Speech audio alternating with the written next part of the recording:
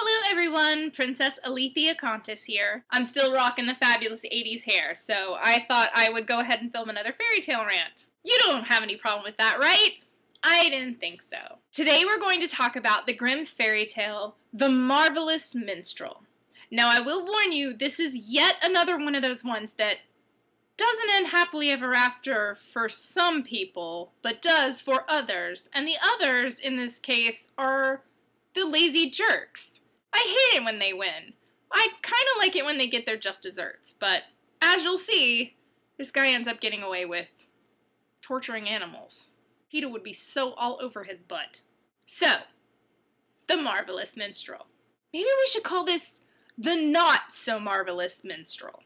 One day there was a minstrel walking around the woods. He was a very talented guy, and he said, "Gee, I really wish I could have a companion." A wolf comes along, and the minstrel says, "Oh, well, I didn't really want a wolf." The wolf says, "Oh, you play so beautifully. Will you teach me how to play?" The minstrel says, "Sure, come over here and I'll show you how to do it.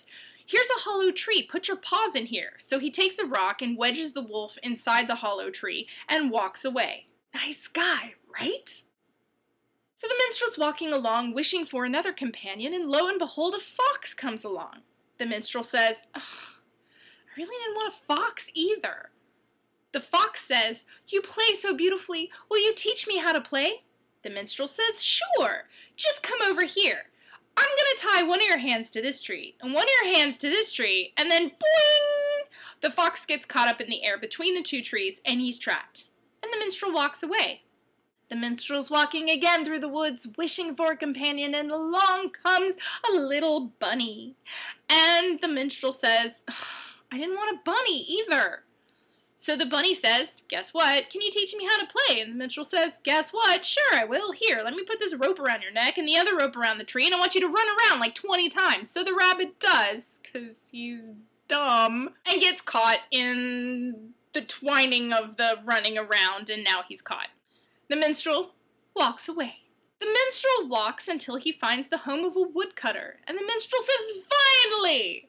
A friend! A companion!" This guy is just a speciesist. I mean, he wanted a human companion. He probably should have specified. So he starts playing, and the woodcutter says, "Oh, you play so beautifully." Well, by now, the wolf has escaped. The wolf has set the fox free and the rabbit free. Okay, the wolf is so mad, he doesn't even eat the rabbit. He's just headed for this minstrel. They run up to the woodcutter's house, but the woodcutter, who is now so enamored with the minstrel, sees the wolf and the fox and the rabbit approaching and raises his axe and says, "If you guys threaten my friend, you're gonna regret it." So the animals run away, and the minstrel gets away with it.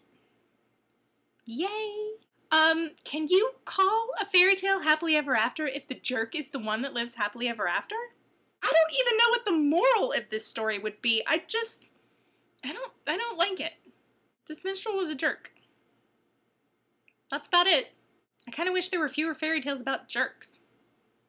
But, or at least jerks that get their just desserts, you know? Off with his head! That's what I would say. Because I'm a princess. And I can say things like that. Exactly. But not you guys! I love you guys. Because you're awesome. See you next week when we talk about a new fairy tale rant. Mwah!